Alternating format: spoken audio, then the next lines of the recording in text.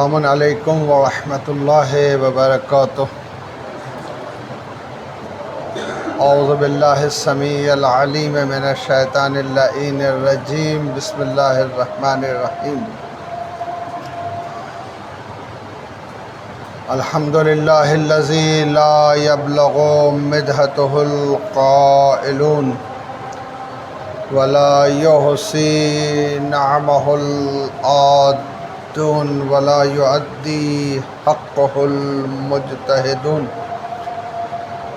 الذي لا يدركه بعد الحمم ولا يناله غوص الفتن الذي ليس لصفته حد محدود ولا نعت موجود ولا وقت معدود فطر الخلائق بقدرته ونشر الرياح برحمته والصلاة والسلام والتحية والإكرام على النبي الأمي العربي القرشي المكي المدني الهاشمي الذي سمع في السماء أحمد وفي الأرض أبي القاسم محمد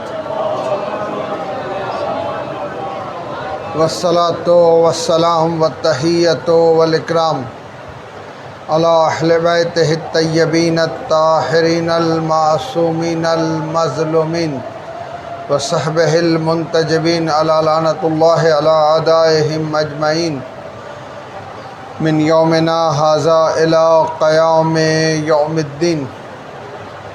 بسم الله الرحمن الرحيم. قال الله تبارك وتعالى في كتابه الكريم وهو أصدق القائلين وقوله الحق كنتم خير أمة أخرجت للناس تأمرون بالمعروف وتنهون عن المنكر.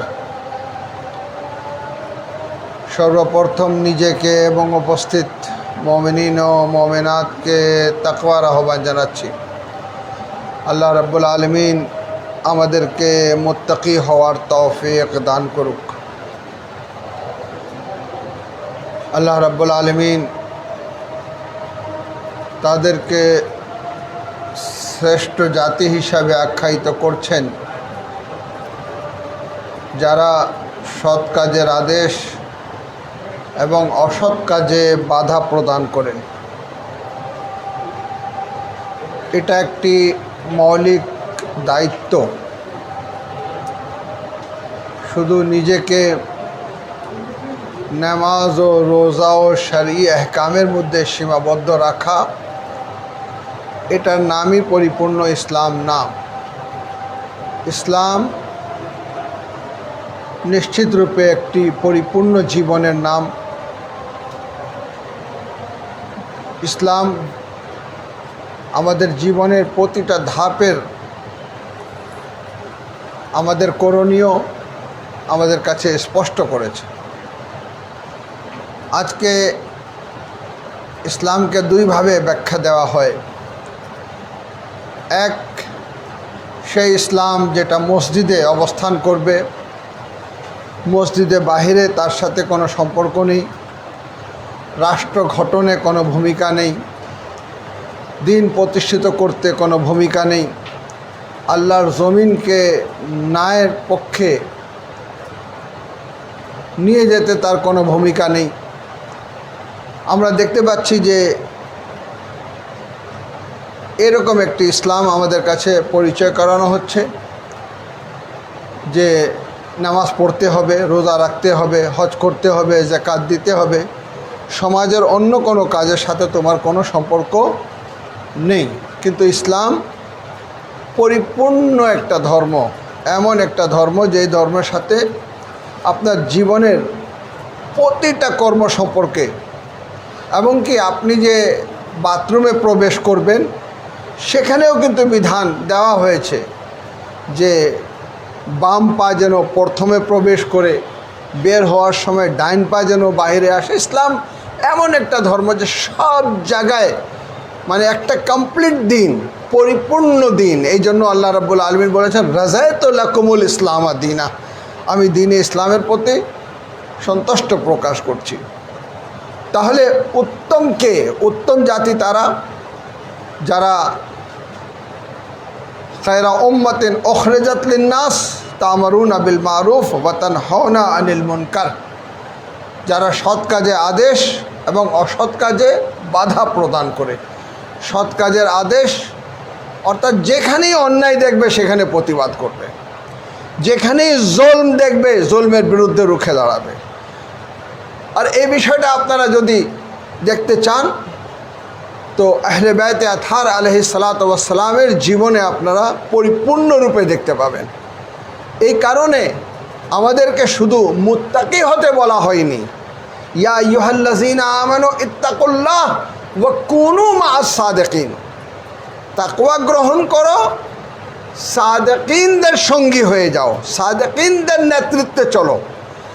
আজ তাকওয়ার কথা বলা হচ্ছে, নামাজ ও রোজার কথা বলা হচ্ছে, সেই মুত্তাকিনদের সর্দার কারা সেটা কিন্তু আমাদের কাছে বলা হচ্ছে না। কে সমাজে নেতৃত্ব দেবে? সেই নেতৃত্ব ইলাহি নেতৃত্ব হবে, সেই নেতৃত্ব আল্লাহ রাব্বুল আলামিনের পক্ষ থেকে মনোনীত হবে। দেখেন কিয়ামত পর্যন্ত আমাদের মাঝে কোরআন থাকবে, অবিকৃত অবস্থায় থাকবে। না কোরআনে কোনো কিছু বাড়ানো যাবে, না কোরআনে কোনো কিছু কমানো যাবে। কিয়ামত পর্যন্ত কোরআন আমাদের মাঝে থাকবে। কেন? আমাদের জীবনের চলার পথের যে বিধান সেটা হচ্ছে কোরআন। কিন্তু আল্লাহ রাব্বুল আলামিন কোরআনকে শিক্ষক ও মুআল্লিম ছাড়া রেখে দেননি। আমাদের প্রিয় নবী কি বলেছেন? সহিহ মুসলিমে রয়েছে, ইন্নী তারিকুম ফিকুমুস সাকালাইন কিতাবুল্লাহি ইতরাতি ওয়া আহলে বাইতি, আমি তোমাদের মাঝে দুটি গুরুত্বপূর্ণ জিনিস রেখে যাচ্ছি। একটি হচ্ছে আমাদের মানে পয়গম্বর ইসলাম বলছেন দুটি গুরুত্বপূর্ণ জিনিস রেখে যাচ্ছি, একটা হচ্ছে আল্লাহর কিতাব, অপরটি হচ্ছে আহলে বাইত। যদি কেউ বলে হাসবানা কিতাব আল্লাহ, আমার জন্য আল্লাহর কিতাব যথেষ্ট, আহলে বাইতকে অস্বীকার করে, তার দিন কি পরিপূর্ণ হবে? তার ইসলাম কি পরিপূর্ণ হবে? না, কোরআন ও আহলে বাইত কখনোই বিচ্ছিন্ন হবেন না। হাত্তা ইয়ারাদা আলাইয়াল হাউজ, যতক্ষণ পর্যন্ত হাউজে কাউসারে তারা আমার কাছে না পৌঁছে যায়। এটা হচ্ছে পয়গম্বর ইসলামের হাদিস, এবং হাদিসে মুতাওয়াতির, শিয়া সুন্নি সকলে এটাকে গ্রহণ করেছেন। কোরআন বলছে, একবার সালাওয়াত পড়ুন মুহাম্মদ ওয়া আলে মুহাম্মদ। এই নবী আপনি বলে দেন যে আমি আমার রিসালাতের বিনিময়ে কিছু চাই না, শুধুমাত্র নিকটতম আত্মীয়দের প্রতি ভালোবাসা। কুল লা আসআলুকুম আলাইহি আজরান ইল্লাল মুআদ্দাতা ফিল কুরবা, আজরের রিসালাত হিসাবে কিছুই চাই না, শুধু তাদের মুআদ্দাতের ব্যাখ্যা করা হলো মহাব্বত। মহাব্বত তো প্রত্যেক মুমিন আরেক মুমিনের সাথে মহব্বত থাকতে হবে, ভালোবাসা থাকতে হবে, একে অপরকে ভালোবাসা থাকবে। কুল্লু মুমিনিন আখওয়া, সমস্ত মুমিন ভাই ভাই। তো ভালোবাসা থাকবে, আপনি আমাকে ভালোবাসবেন, আমি আপনাকে ভালোবাসবো। তো এটা বলার জন্য রাসূল এত মানে কষ্ট করেছেন যে রিসালাতের বিনিময়ে কিছু চাই না, আমার আহলে বাইতকে ভালোবাসুন। না, মুআদ্দাতের অপব্যাখ্যা করা হয়েছে। মুআদ্দাতের সঠিক ব্যাখ্যা নিজে আহলে সুন্নাত ওয়াল জামাতের বিখ্যাত মুফাসসির তাফসীরে কবীরে তিনি করেছেন যে আহলে বাইতকে ভালোবাসা মানে, তিনি একটি আয়াত ওখানে উদাহরণ দিচ্ছেন, কুল ইন কুনতুম তুহিব্বুনাল্লাহ ফাত্তাবিউনি ইউহিব্বুকুমুল্লাহ। এ রাসূল, যারা বলে যে আমি আল্লাহকে ভালোবাসি তাদেরকে বলে দাও कि যদি আল্লাহকে ভালোবাসো তাহলে আমাকে অনুসরণ করো, অনুকরণ করো। অর্থাৎ আহলে বাইতে আতহারকে অনুসরণ করা, অনুকরণ করা, তাদের নেতৃত্বকে মেনে নেওয়া, তাদের বেলায়েতকে মেনে নেওয়া এবং নিজের জান মালের ঊর্ধ্বে তাদেরকে মূল্যায়ন করা। যখন আমরা এই পর্যায়ে চলে আসব, তখন আমরা দেখতে পাবো যে আহলে বায়তে আতহার ইতিহাসে এমন কাজ করেছেন যে কাজ অন্য কেউ করেনি। জালিমের বিরুদ্ধে রুখে দাঁড়ানো গুরুত্বপূর্ণ ভূমিকা আহলে বায়তে আতহার করেছেন। ইসলাম যখনই বিপদের সম্মুখীন হয়েছে, ইসলামকে রক্ষার জন্য নিজের জীবন উৎসর্গ করে দিয়েছেন, সেটা আহলে বায়তে আতহার। ইমামে হুসাইন আলাইহিস সালাতু ওয়াস সালামের জন্য বাঁচার কোনো পথ ছিল না। ইতিহাস দেখুন, যদি উনি বায়াত করে নিতেন তাহলে ওনার জীবন কি বেঁচে যেত না? উনি যদি কারবালায় উপস্থিত না হয়ে নিজেকে যদি আত্মগোপনে করতেন তাহলে কি ওনার জীবন বেঁচে যেত না? কিন্তু তিনি কি করলেন? জালিমের বিরুদ্ধে রুখে দাঁড়ালেন। অর্থাৎ আমরা যদি আহলে বায়তকে অনুসরণ করতে যাই তাহলে আমরা দেখতে পাবো যে আহলে বায়তের পাঞ্জাতানের গুরুত্বপূর্ণ ব্যক্তিত্ব বাতিলের বিরুদ্ধে, জালিমের বিরুদ্ধে রুখে দাঁড়াচ্ছেন, তার হাতে হাত দিচ্ছেন না, জালিমকে স্বীকৃতি দিচ্ছেন না। এখান থেকে আমরা শিক্ষা পেয়েছি যে আমাদেরকেও যদি আল্লাহর জমিনে বেঁচে থাকতে হবে, হকের পক্ষে অবস্থান নিতে হবে, বাতিলের বিপক্ষে অবস্থান নিতে হবে, জালিমের বিরুদ্ধে অবস্থান নিতে হবে, মাজলুমের পাশে দাঁড়াতে হবে। সে হুসাইন উম্মতের কাছ থেকে কেড়ে নেওয়া হলো। আজ রাস্তায় দাঁড়িয়ে যান, জিজ্ঞেস করেন একজনকে কত শিক্ষিত, বলবে আমি ডিগ্রি পর্যন্ত পড়েছি, আমি অনার্স কমপ্লিট করেছি, আমি মাস্টার্স কমপ্লিট করেছি। না, বলবে আমি মাদ্রাসায় উচ্চ পর্যায়ে লেখাপড়া করেছি। তার সামনে মাইক্রোফোন দিয়ে দেন, বলে ইমামে হুসাইনকে চিনো, ইমামে হুসাইনের জীবনের কিছু ঘটনা বলো, বলতে পারবে না। কেন? ইমামে হুসাইনকে ওইভাবে আমাদের কাছে পরিচয় করানো হয়নি। 61 হিজরি পর্যন্ত ইসলাম যে আসলো, এমন রূপে আসলো আহলে বায়তকে স্বীকার না করার কারণে, যে দেখা যাচ্ছে কিছু সাহাবী ও কিছু তাবেঈন ইমামে হুসাইনকে হত্যা করার মধ্যে সওয়াব খুঁজে পেলেন এবং আশুরার দিন তারা বলছেন যে তাড়াতাড়ি হুসাইনকে জবাই করো, কেন? নামাজে আসর পড়তে হবে। নামাজে আসর তাদের কাছে গুরুত্বপূর্ণ ছিল, ইমামে হুসাইনের ব্যক্তিত্ব তাদের কাছে গুরুত্বপূর্ণ ছিল না। খুবই পরিতাপের বিষয়। এই অবস্থা পয়গম্বর ইসলামের চলে যাওয়ার মাত্র 50 বছরের মধ্যে ঘটেছে।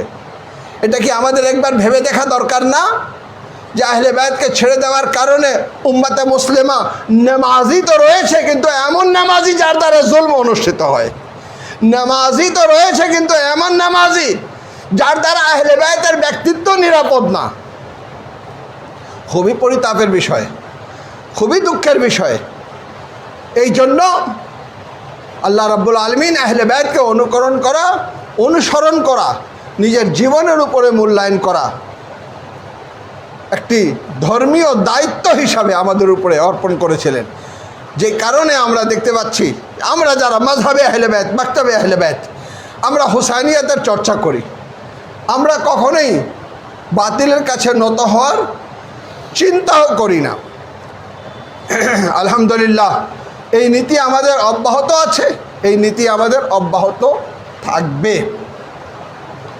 তাহলে আহলে বায়তে আতহারকে মুআল্লিম হিসাবে, কোরআনের শিক্ষক হিসাবে, পথ প্রদর্শক হিসাবে, রাহবার হিসাবে, যিনি আমাদের সমাজে নেতৃত্ব দেবেন, সেই হিসাবে যদি মেনে নিতাম তাহলে আজ আমাদের মাঝে এই অবস্থা থাকতো না, আজ এত দলাদলি হতো না, আজ এত ফেরকা হতো না। আমাদের কথা কি? আমাদের কথা হচ্ছে কোরআনের পরে আহলে বায়ত। রাসূল কোরআনের সাথে আহলে বায়তকে রেখে গেলেন, সে আহলে বায়তকে মূল্যায়ন করতে হবে। মুসলমানরা মূল্যায়নও করেন না, অস্বীকারও করেন না। মূল্যায়ন করেন না বলে তার জীবনী নিয়ে কোনো চর্চা নেই, কোনো খুতবা আলোচনা হয় না, কোনো বই প্রকাশিত করা হয় না, কোনো জ্ঞান দেওয়া হয় না আহলে বায়ত সম্পর্কে। কিন্তু আবার মানেন, এটার একটা প্রমাণ আছে। নামাজে মোহাম্মদ ও আলে মোহাম্মদের উপরে দরুদ পড়েন, দরুদ না পড়লে নামাজ হবে না। সালবাত পড়েন মোহাম্মদ ওয়া আলে মোহাম্মদ। নামাজে মোহাম্মদ ওয়া আলে মোহাম্মদের উপরে দরুদ পড়েন, কিন্তু বাস্তব জীবনে ওনাদেরকে ভালো করে চিনেন না, যে কারণে আজ পৃথিবী আল্লাহ রাব্বুল আলামিন দেখিয়ে দিয়েছিলেন যে আহলে বাইতকে বাদ দিলে 50 বছরের মধ্যে মুসলমানরা এমন জালিম রূপে আত্মপ্রকাশ করতে পারে যেভাবে কারবালায় তারা আত্মপ্রকাশ করেছে। যদি আহলে বাইত সাথে থাকতো কারবালা অনুষ্ঠিত হতো না। যদি আহলে বাইতের ভালোবাসাকে মনে প্রাণে যদি মেনে নিত তাহলে কারবালা অনুষ্ঠিত হতো না। মুসলমানরা এটাই বলা হয়েছে যে আমাদের মাঝে তো কোরআন রয়েছে, কোরআন যথেষ্ট, আর কাউকে মূল্যায়ন করতে হবে কেন? এমন এক গ্যাপ তৈরি হয়েছে উম্মতের মধ্যে। আজকে এই গ্যাপকে পূরণ করার জন্য কেউ পীরের কাছে যাচ্ছে এবং পীরের মুরিদ হয়ে করণীয় কী তা জিজ্ঞেস করে নিচ্ছে। কেউ মৌলানাদের কাছে যাচ্ছে, তারা বলছে এটা বিদআত, এটা বিদআত, এটা বিদআত, এটা শিরক, এটা শিরক, এটা শিরক। আজকে দেখলাম নতুন কাপড় তৈরি করাও ঈদ উপলক্ষে বিদআত। তো এরা এইভাবেই স্লোগান দিতে থাকবে, মানুষকে এইভাবে বিভ্রান্ত করতে থাকবে, কেন কিছু নেই। উম্মাত হচ্ছে অসহায়, যেখানে মনে করছে যে এখানে জান্নাত পাওয়া সম্ভাবনা আছে সেখানে ছুটে যাচ্ছে। কেউ বলতেছে আসো মসজিদে চিল্লা করো, এভাবে জিক্রে এলাহ করতে থাকো, তোমার কল্যাণের মধ্যে রয়েছে। দেখা গেল শত শত মানুষ সেখানে চলে যাচ্ছে। কেউ বলতেছে আমি একটা পীরকে চিনি, ওই পীরকে যদি মেনে নাও তাহলে তোমার মধ্যে শান্তি চলে আসবে, যাই ওই পীরের হাতে বায়াত করে বসতেছে। কেউ বলতেছে অমুক বড় আলিম, হাদিসের উপরে দক্ষতা রাখেন, কোরআনের উপরে দক্ষতা রাখেন, তার কাছে যাও তুমি নেজাত পেয়ে যাবা। এইভাবে আমরা টুকরো টুকরো হয়ে গেলাম। কেউ কিন্তু আমরা আহলে বায়তের কাছে আসেনি। রাসূল যাদের হাতে আমাদের হাত দিয়ে গেলেন সেই হাতকে আমরা ধরিনি। যে হাতকে ধরার কারণে আপনি শান্তি চান, আপনার বিবেক শান্তি হোক, যে দেখেন কারবালার ইতিহাস পড়েন, কারবালার যারা যোদ্ধারা ছিল তারা কত শান্ত ছিল, যে তারা বলছিল যদি 70-12 আমাদেরকে জবাই করা হয়, তারপরে যদি আমি আল্লাহ আমাকে জীবিত করেন, তাহলে আমি এটাই বলবো হুসাইনকে মাকুম মাকুম লামা উদুবকুম, আপনার সাথে আছে, আপনার সাথে আছে, আপনার শত্রুদের সাথে আমাদের কোনো অবস্থান নেই। এই কারবালা আমাদের মধ্যে শান্তি নিয়ে আসে। দ্বিতীয় খুতবায় চলমান অবস্থার উপরে যেহেতু কথা বলবো, এই জন্য প্রথম খুতবাকে খুব বেশি দীর্ঘায়িত করছি না। আমাদেরকে মুত্তাকি হতে গেলে অবশ্যই আহলে বাইতে আতহার আলাইহিসসালাতু ওয়াসসালামের দরজায় আসতে হবে। মওলায়ে মুত্তাকিয়ান আলী ইবনে আবি তালিবের বেলায়েত থেকে নিয়ে আইম্মে আতহারদের বেলায়েতের বিশ্বাসী হতে হবে। যখনই আমরা বিশ্বাসী হব আমার জীবন অনেকটা পরিবর্তন হয়ে যাবে, এমন একটা পরিবর্তন হয়ে যাবে যে আমার অন্তরে সেই শান্তি, যে ইসলাম শান্তি চেয়েছে, সেই শান্তি কিন্তু প্রতিষ্ঠিত হবে। আল্লাহ রাব্বুল আলামিন আমাদেরকে তৌফিক দান করুক। বিসমিল্লাহির রহমানির রহিম। ওয়াল আসরি ইন্নাল ইনসানা লাফি খুসর ইল্লাল্লাযিনা আমানু ওয়া আমিলুস সালিহাত ওয়া তাওয়াসাউ বিল হাক্কি ওয়া তাওয়াসাউ বিস সাবর।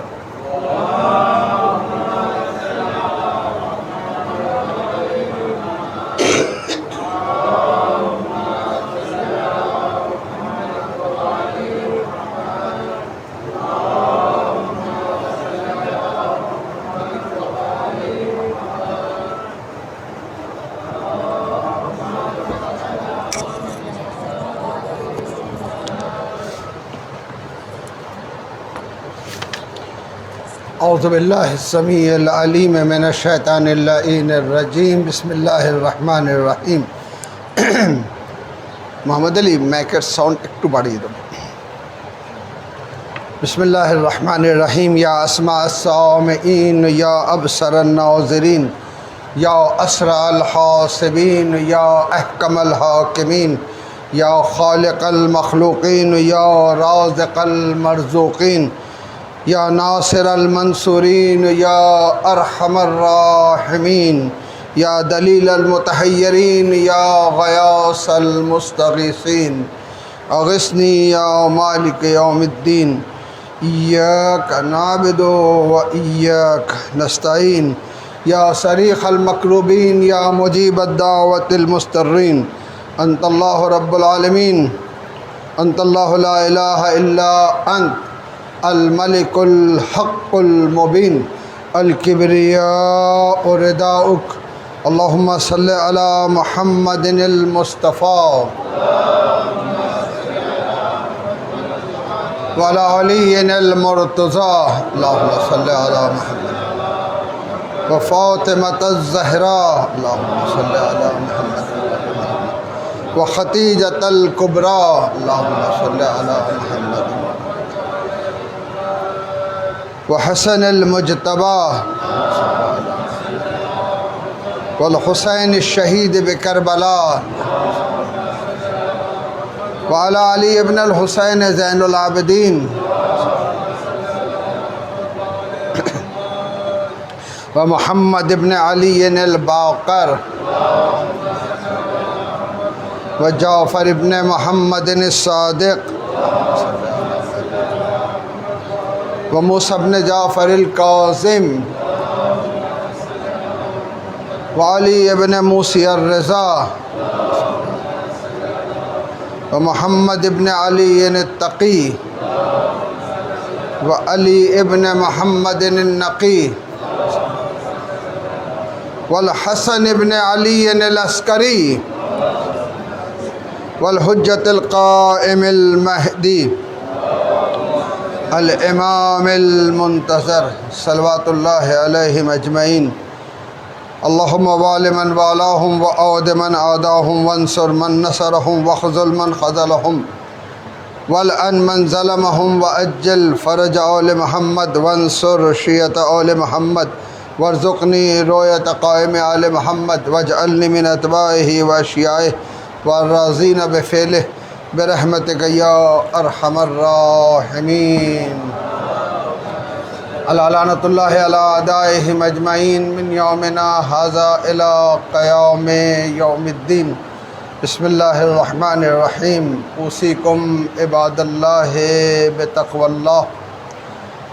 আবার নিজেকে এবং উপস্থিত মুমিনিন ও মুমিনাতকে তাকওয়ার আহ্বান জানাচ্ছি। আল্লাহ রাব্বুল আলামিন আমাদেরকে মুত্তাকি হওয়ার তৌফিক দান করো। হে রাব্বুল আলামিন, যেমন বান্দা দেখতে চেয়েছো তেমন বান্দা হওয়ার তৌফিক দান করো। যেমন মওলা আমাদের প্রয়োজন ছিল তুমি দিয়েছো, যেমন গোলাম হওয়া উচিত তেমন গোলাম হওয়ার তৌফিক দান করো। সেই আহলে বাইতকে অনুসরণ করার তৌফিক দান করো যে আহলে বাইত আমাদের শিক্ষা দিয়েছেন লিল মাজলুমিন আওনা ওয়া লিজ জালিমিন খাসমা। মাজলুমিনদের পাশে দাঁড়াও, তাদেরকে সাহায্য করো এবং জালিমদের বিপক্ষে তোমাদের জন্য অবস্থান হয়। আমরা সেই শিক্ষায় শিক্ষিত। আমার আজকে বিষয়টাকে স্মরণ করিয়ে দিতে চাই যে 61 হিজরিতে যে কারবালা অনুষ্ঠিত হলো, আমরা হুসাইনিয়াতের চর্চা করতে করতে এমন এক অবস্থায় পৌঁছে গেছি যে যত বড়ই জালিম হোক না কেন আমাদের সামনে কারবালা রয়েছে। এই কারণে আমরা ওই জালিমের কাছে মাথা নত করতে পারি না, জীবন আমরা উৎসর্গ করে দেব। এটা প্রমাণের জন্য আজকে দুনিয়া দেখতে পাচ্ছে যে হুসাইন ও হুসাইনিয়াতের যারা মাননেওয়ালা তারা কিভাবে জালিমের বিরুদ্ধে রুখে দাঁড়িয়েছে, কিভাবে তারা জালিমকে প্রতিহত করছে। তারা মাজলুমের ধর্ম দেখেনি। ইরানের সকল মুমিনিনের ধর্ম এবং রাষ্ট্রীয় ধর্ম হচ্ছে শিয়া মাযহাব, জাফরি ফিকহ, কিন্তু তারা ফিলিস্তিনের জন্য যারা হচ্ছে 99%, 99.9 যদি বলি, তারা হচ্ছে সুন্নি, কিন্তু তারা যখন নির্যাতিত হয়েছে তারা তাদের পাশে দাঁড়িয়েছে, ফিলিস্তিনি ভাইদের পাশে দাঁড়িয়েছে। আজকে ফিলিস্তিনি ভাইদের পাশে দাঁড়ানোর চরম মূল্য দিতে হচ্ছে ইরানকে। যদি ইসরায়েলকে স্বীকৃতি দিয়ে দিত অন্য দেশের মতন, তাহলে আজ ইরানের উপরে আক্রমণ হতো না। কিন্তু আমরা দিতে পারি না। কেন? আমরা জানি ইসরায়েলকে স্বীকৃতি দেওয়া মানে ঈমান বিক্রি করে দেওয়া। ইসরায়েলকে স্বীকৃতি দেওয়া অর্থাৎ নিজের ইসলামকে অবমূল্যায়ন করা, জাহান্নামের দিকে ধাবিত হওয়া। এটা হচ্ছে মুনাফিকাত। এই মুনাফিকাতের দিকে আমরা অগ্রসর হতে পারি না। কি হবে? যদি বেঁচে থাকি, গাজী মতন বেঁচে থাকতে হবে। আর যদি মৃত্যুবরণ করতে হয়, তাহলে শহীদ হিসাবে মৃত্যুবরণ করব। সেই শহীদ যার জন্য আল্লাহ রাব্বুল আলামিন বলছেন, ওয়ালা তাহসাবান্নাল্লাযীনা কুতিলু ফী সাবিলিল্লাহি আমওয়াতা বাল আহইয়াউন ইনদা রাব্বিহিম ইউরযাকুন। হায়াতে আবাদি। এই বর্তমান পৃথিবীতে যারা কারবালাকে অবমূল্যায়ন করেছিল বা মূল্যায়ন করেনি, বা কারবালা তাদেরকে শিখতে দেওয়া হয়নি, তাদেরকে আল্লাহ তার জমিনে আরেকটা সুযোগ করে দিয়েছেন। কিভাবে হকের পাশে দাঁড়াতে হবে, কিভাবে বাতিলের বিপক্ষে দাঁড়াতে হবে, আল্লাহ রাব্বুল আলামিন আরেকটা সুযোগ করে দিয়েছেন। এটা লুৎফ। আজকে অনেকে বলছেন যে আমরা আমাদের সন্তানদেরকে শিক্ষা দেব যে কিভাবে 86 বছর বয়সের একজন ব্যক্তিত্ব, একজন আলিমে দিন, আহলে বাইতের প্রেমিক, কিভাবে সমস্ত কাফির মুনাফিকদের বিপক্ষে দাঁড়িয়ে নিজের জীবন উৎসর্গ করে দেয়। আমরা কারো ব্যাপারটা যদি ইতিহাসে পড়ে থাকি, আমরা এখন ইতিহাসে পড়ছি না, আমরা নিজের চোখে দেখছি। এই বাস্তবতা এখন আমাদের সামনে রয়েছে। এরকম একজন মুজাহিদ যে নিজের জীবনকে উৎসর্গ করে দিল, কিন্তু বাতিলের সাথে কোনো আপোষ করেনি। আমার খুবই প্রিয় বন্ধু কুমে, একসাথে আমরা পড়ালেখা করতাম। এখন দারুস সালামে আমাদের মসজিদের ইমামে জুমা ও জামাত হিসাবে দায়িত্ব পালন করে যাচ্ছে। আমি যখন গিয়েছিলাম তার সাথে দেখা হয়েছিল। হুজ্জাতুল ইসলাম আল মুসলিমিন মৌলানা আদিল রাজা, তার একটা বক্তব্য আমি শুনলাম, খুবই আমার কাছে আকর্ষণীয় মনে হলো। যে তিনি বললেন যে কারবালার ঘটনার পূর্বে কারবালার জমিন ছিল একটি আতঙ্কের মরুভূমি। কারবালা, ওইখানে আম্বিয়ায়ে কেরামরা যখন ওইখান থেকে অতিক্রম করেছেন, কেউ আহত হয়েছেন, কার পাও থেকে রক্ত বের হয়েছে, সবাই জিজ্ঞেস করেছেন ঘটনা কি। সকলে অবগত হয়েছেন যে একদিন এই জমিনে ইমামে হোসেন শাহাদাত বরণ করবেন। কারবালা একটি আতঙ্কের নাম ছিল, কিন্তু ইমামে হোসেন বুকের তাজা রক্ত দিয়ে ওই জমিনকে এমনভাবে পাক করেছেন যে ওই জমিন আর আতঙ্কের নাম না, বরং মানে শান্তিদায়ক একটি জমিনে পরিণত হয়েছে। ওইখানে গিয়ে কিন্তু শান্তি অনুভূত হয়। আর এখন কেউ গেলে ওইখানে 2 দিন 4 দিন থাকার পর, জিয়ারত করার পর তার মন চায় যে আরও যদি থাকতাম, আরও যদি এই জমিনে অবস্থান করতাম।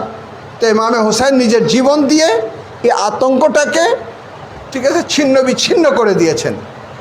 ঠিক আমাকে বলতে দেন, এইভাবে অপশক্তির যে তাদের বলতে গেলে ইব্রাহিম লিঙ্কন মতন কোনো দেশকে দমন করার জন্য যদি অগ্রসর হতো, সেই দেশের পতন ঘটে যেত।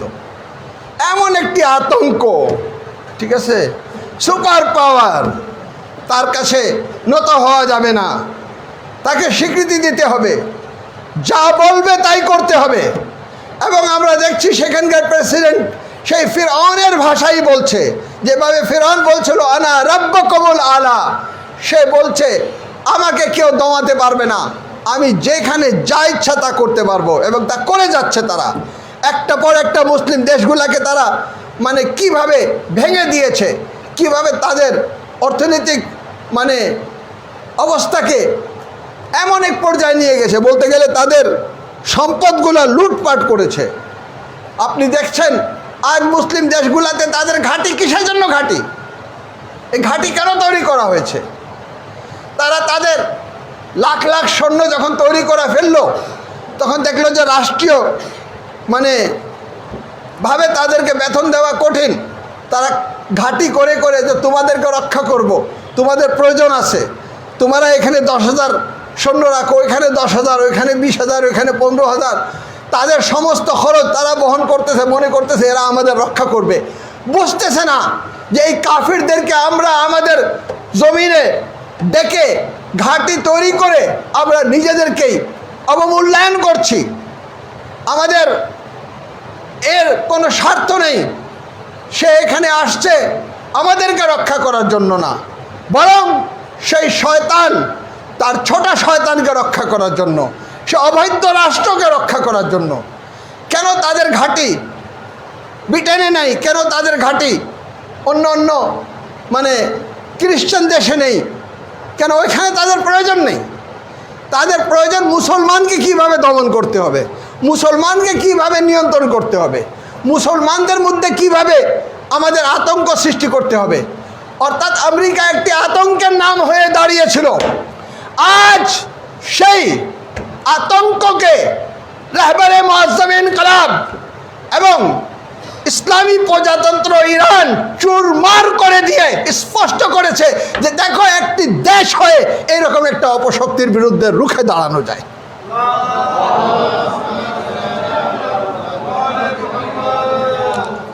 রুখে দাঁড়ানো যায় এবং রুখে দাঁড়িয়েছেন।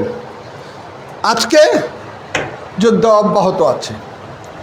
হ্যাঁ, অনেক চরম মূল্য দিতে হচ্ছে।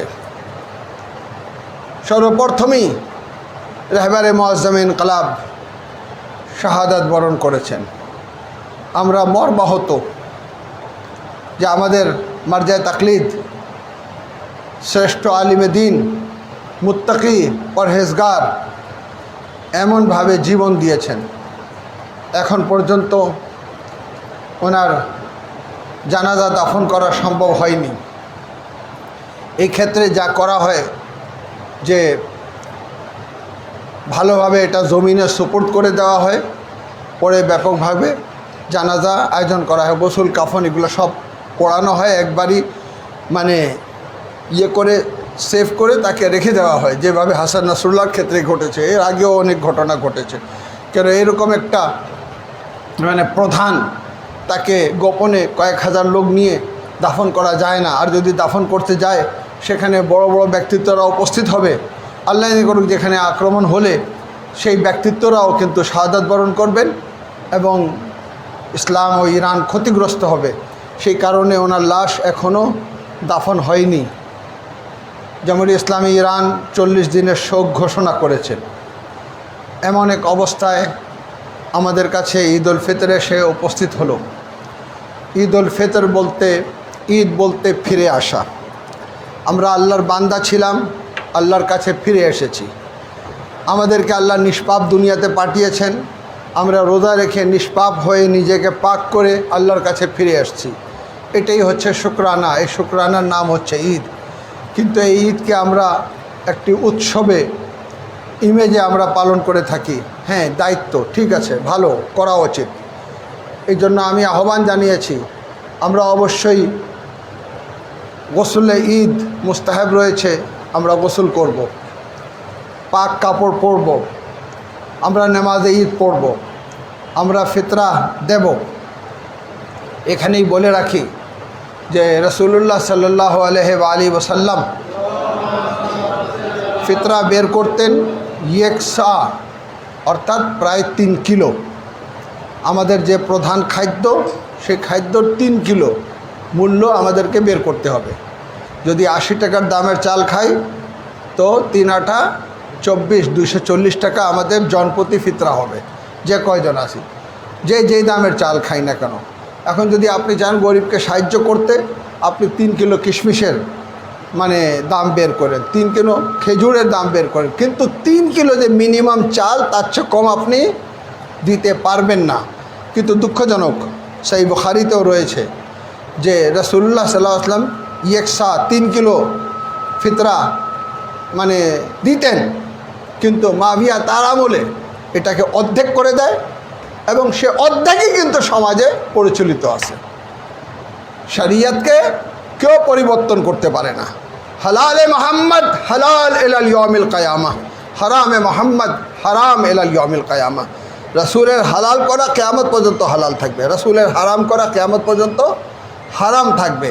এই জন্য ওই যে মাবিয়া নির্ধারণ করলো অর্ধেক, সেটা আমরা মানি না। আমরা সেই 3 কিলোই দিয়ে থাকি। মুমিনদেরকে আহ্বান করব, নিজ শহরে যারা গরিব আছে তাদেরকে ফিতরা দেওয়ার চেষ্টা করবেন। যদি দেখেন যে নিজ শহরে কেউ নেই যাকে দেওয়া যায় বা আমি চিনি না, তাহলে তারা ঈদের 1 দিন আগে বা 2 দিন আগে ওই শহরে যেখানে ফিতরা নেওয়ার মতো লোক আছে সেখানে পাঠিয়ে দেবেন। পাঠিয়ে দিয়ে বলবেন যে ভাই এটা আপনার কাছে আমানত থাক, যখন চাঁদ বের হয়ে যাবে তখন নিয়ত করবেন ওই ফিতরা যে আমি ওই জায়গা ওই টাকা যে আমি পাঠিয়েছি ওটা আমি ফিতরা হিসাবে নিয়ত করলাম। এইভাবে আরেক শহরে দেওয়া যায়, কিন্তু ফিতরা বের করার পরে এটাকে কিন্তু কাউকে মানে অন্য শহরে পাঠানো যায় না। জওয়ালের আগে আপনাকে দিতে হবে গরিবের হাতে। এটা হচ্ছে ওয়াজিবে ফৌরি। আর ফিতরা হচ্ছে যাকাতে জান। যাকাত যেটা আমরা দিচ্ছি ওটা হচ্ছে যাকাতে মাল, যেটা সৈন্যর উপরে, যেটা উটের উপরে, রূপার উপরে, যাই হোক। যাকাতে ফিতরা হচ্ছে যাকাতে জান। প্রত্যেক ব্যক্তির তার জানের ফিতরা। যেই বাচ্চাও আমাদের কুলে রয়েছে তারও ফিতরা বের করতে হবে। এবং কি কাজের মেয়েও যদি আমাদের বাসায় অবস্থান করে এবং সে 3 বেলা যদি খাওয়া দাওয়া করে, আর ওই দিনও সে যেই দিন চাঁদ রাত ওই দিনও যদি সে খাওয়া দাওয়া করে, তার ফিতরাও কিন্তু আমাকে বের করতে হবে। এটা হচ্ছে আমাদের ধর্মীয় দায়িত্ব। বিস্তারিত আপনারা জানেন, এর আগেও আমি কিন্তু এই ব্যাপারে অলরেডি একটা ভিডিওর মাধ্যমে বার্তা দিয়েছিলাম, সেটা এখনও রয়েছে, সেটা দেখে নেবেন। যাই হোক, আমরা ফিতরা বের করি, অর্থাৎ গোসল করা, পাক কাপড় পরা, ফিতরা বের করা, ঈদের নামাজ পড়া, এগুলো হচ্ছে ধর্মীয় দায়িত্ব। জিয়ারতে আশুরা, ইমামে হুসাইন আলাইহিস সালাতু ওয়াস সালামের জিয়ারত, যে রোজে আশুর পড়া হয়েছিল, জিয়ারতে আশুরা, এটা হচ্ছে ঈদের আমাদের আমলের মধ্যে রয়েছে। এই আমলগুলো অবশ্যই আমাদেরকে করতে হবে। থাকলো অনেকবার আমরা গেট করেছি। আজকে চাঁদ রাত মাগরিব শেষ হলেই ঈদের সূচনা হয়ে যায়। ঈদের ইমেজ এসে গেলে আমরা লাইটিং করি। এই লাইটিং থেকে, এই গেট তৈরি করার থেকে, এই দাওয়াত করার থেকে, বিভিন্ন জায়গায় বেড়াতে যাওয়া, উৎসবমুখী কোনো অনুষ্ঠান করা, এর থেকে আমি এই বছর বিরত থাকতে বলেছি। এই বছর বিরত থাকা মানে, যেহেতু রাহবারে মুআজ্জম ইনকিলাব মারজায়ে তাকলিদ, আমাদের সকলের নেতা, নায়েবে ইমামে জামান, তিনি শাহাদাত বরণ করেছেন। এখনও ওনার লাশ দাফন হয়নি। এখন আমাদের ভাইরা শত শত না হাজার হাজার তারা জীবন দিচ্ছে এবং তারা সারা রাস্তায় মাতমরত অবস্থায় রয়েছে। তাদের মুখে একটি ধ্বনি, লাব্বাইকা ইয়া হুসাইন। তো আমরা শোকার্ত অবস্থায় রয়েছি। আমরা ধর্মীয় দায়িত্ব অবশ্যই পালন করব, কিন্তু আমাদের মধ্য থেকে আনন্দ প্রকাশ করা, যেমন আমার বাসায় প্রায় সকল মুসল্লিরা 100-র উপরে মুমিনরা উপস্থিত হতেন। আমরা তাদেরকে সকালে নাস্তার ব্যবস্থা করতাম। এগুলো হচ্ছে আনন্দ। এগুলো থেকে আমরা এবার বিরত থাকবো। এইবারে কথা বলা হয়েছে, আগামীবার কিন্তু কেউ বলবে না যে আয়াতুল্লাহ খামনাইর শোকে আমরা ঈদ পালন করব না, শুধু এইবার। ঠিক আছে? এখন নানা ধরনের প্রশ্ন শুরু করে দেওয়া হলো। একটা হলো এটা যে যদি আয়াতুল্লাহ খামনাইর জন্য যদি ঈদ পালন না করতে হয়, তাহলে কেন আমরা ইমাম আলী আলাইহিস সালাতু ওয়াস সালামের দাসওয়া করব না কেন? আশ্চর্য ব্যাপার। যারা জ্ঞানী, যারা শিক্ষিত, তাদের তো এই প্রশ্ন করা কোনো ক্রমে উচিত না। প্রত্যেক ইমাম যখন শাহাদাত বরণ করেছেন, 1 বছর না কয়েক বছর পর্যন্ত মুমিনিন মর্মাহত ছিলেন, কিন্তু 3 10 20 40 একবার হয়েছে। শুধু ইমামে হুসাইন আলাইহিস সালাতু ওয়াস সালামের শাহাদাতের পিছনে যেহেতু অনেক বড় একটা হিকমত নিহিত রয়েছে, সেটাকে আমরা কিন্তু কন্টিনিউ করি এবং 2 মাস 9 দিন প্রায় আমাদের এখানে মজলিস অনুষ্ঠিত হতে থাকে, কেননা ইমামে হুসাইনের শাহাদাত একটি গুরুত্বপূর্ণ হিকমত নিহিত রয়েছে, যেখানে আমাদের আইমে আথার আমাদেরকে পালন করতে বলেছেন। যদি এরকমই হয় যে ঈদ পালন করা যাবে না, মওলায়ে কায়নাতের 10ওয়াঁ কুরবানি ঈদ পালন করা যাবে না, কেন তার আগের দিন 9 জিলহিজ হযরতে মুসলিম শহীদ হয়েছেন, তো আমি বলবো যে 13 রজবও পালন করা যাবে না। সেটা হচ্ছে হযরতে ফাতেমাতুজ জাহরা সালাওয়াতুল্লাহ আলাইহার 40। কি জবাব আছে? হযরতে ফাতেমা 3 জামাদিস সানি শাহাদত বরণ করলেন, 13 রজব হযরত আলী ইসলামের জন্মদিন, তো 27 আর 13 40, তাহলে 13 রজব ফাতেমাতুজ জাহরা 40। ওই দিনও কোনো মেহফিল করা উচিত না? হযরতে ফাতেমার শোকে আমাদের শোকার্ত থাকা উচিত না? এরকম না। আল্লাহ না করুক কারো বাসায় যদি কেউ মারা যায়, সে ওইবার আনন্দ করবে? হ্যাঁ, আগামীবার আনন্দ করবে, কিন্তু ওইবার সে আনন্দ করবে না। আমি যদি ওই বাসায় যাই, আমিও দুঃখ প্রকাশ করব, আমিও তার পাশে এসে শোক ও সম্বেদনা জানাবো। তাহলে অবশ্যই আমাদের দায়িত্ব, রেহবারের লাশ রাখা রয়েছে। পুরো ইরানি জাতি এবং হিজবুল্লাহ আজকে যেভাবে তারা শাহাদাত বরণ করছে, যেভাবে তারা কাফিরদের বিরুদ্ধে, মুনাফিকদের বিরুদ্ধে রুখে দাঁড়িয়েছে, আমাদের তাদের পাশে থাকা উচিত, একতা প্রকাশ করা উচিত। এটাই আহ্বান করা হয়েছে। এখন এই আহ্বানে যারা সমালোচনা করছেন, সেটা আমার দেখার বিষয় না। মুমিনদেরকে গাইড করা, শুধু অনুরোধ করা, পালন করা না করা এটা আপনার ব্যাপার। তো ঈদ, আমরা কিন্তু ঈদে যখন কুনুত পড়ব, সেখানে আমরা পড়ব জাআলতাহু লিল মুসলিমিনা ঈদান ওয়া লিমুহাম্মাদিন সাল্লাল্লাহু আলাইহি ওয়া আলিহি যখরাম ওয়া শারাফাম ওয়া কারামাতাম ওয়া মাজিদা। হ্যাঁ, সেটা পড়া হবে। কেন? ঈদ আমাদের জন্য কি? আল্লাহর কাছে ফিরে যাওয়া, মুত্তাকি হয়ে মানে বের হয়ে আসা। রমজানের রোজা রেখে আমরা মুত্তাকি হতে পেরেছি, আল্লাহর কাছে আমরা পৌঁছাতে পেরেছি, আল্লাহর নৈকট্য লাভ করতে পেরেছি। এই জন্য আল্লাহর কাছে শুকরিয়া আদায় করা, এই শুকরিয়া আদায় করা তো অব্যাহত থাকবে। থাকলেও বাড়তি আনন্দ, এই আনন্দ থেকে বিরত থাকতে অনুরোধ জানানো হয়েছে। শেষ যে কথাটা বলে আমি আমার খুতবা সমাপ্ত করব, সেটা হচ্ছে এটা যে আপনারা শুনেছেন 12টা মুসলিম দেশ একত্রিত হয়ে তারা ইরানকে হুমকি দিয়েছে যে তারা যদি মানে মুসলিম রাষ্ট্রের উপরে যদি আক্রমণ বন্ধ না করে, তাহলে আমরা প্রতিশোধমূলক আমরা পদক্ষেপ নেব। ধিক্কার জানাই।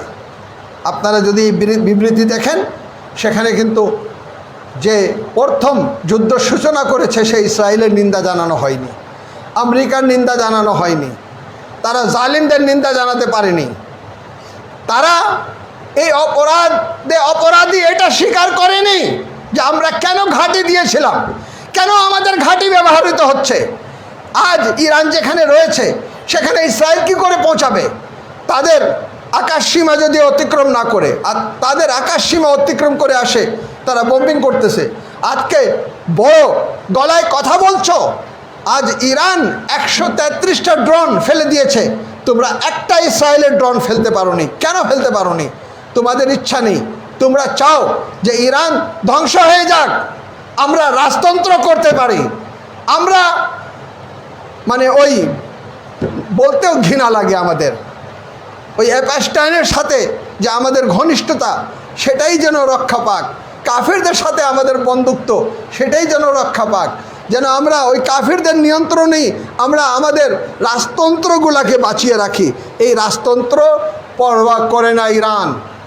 যখন রাস্তায় নেমেছে তখন ঘুরে তাকানোর কোনো বিষয় না। বেড়ে যেতে হবে। যেভাবে আলী আকবর বেড়ে গেলেন, আলী আকবর জিজ্ঞাসা করলেন, বাবা আমরা কি হকে না? বলেন হ্যাঁ অবশ্যই হকে। তাহলে পরোয়া কিসের? মৃত্যু আমার উপরে এসে পড়ুক না আমি মৃত্যুর উপরে গিয়ে পড়ি। হযরত কাসিম বলেছিলেন আহলা মিনাল আসাল, মধুর চেয়ে বেশি মিষ্টি। আজ ইরানি জাতি শাহাদাতের জন্য নিজেকে প্রস্তুত করেছে। তারা পরোয়া করে না কোন দিক থেকে আমাদের উপরে আক্রমণ হবে। সেটা আমাদের পরোয়া নেই। হকের পক্ষে, হুসাইনের পক্ষে যাত্রা অব্যাহত থাকবে। এখন যারা বলছে লব্বাইক ইয়া খামনাই, তারাই বিশ্বাসী লব্বাইক ইয়া সাহেব জামান, লব্বাইক ইয়া মেহদি। তারা ইমামে জামানার আগমনের পথ উন্মুক্ত করতে চলেছে। আমাদের সকলকে ঐক্যবদ্ধ হয়ে মাজলুম ইরানের পাশে অবস্থান করা উচিত। বিসমিল্লাহির রহমানির রহিম। কুল হুয়াল্লাহু আহাদ, আল্লাহুস সামাদ, লাম ইয়ালিদ ওয়া লাম ইউলাদ ওয়া লাম ইয়াকুল লাহু কুফুওয়ান আহাদ।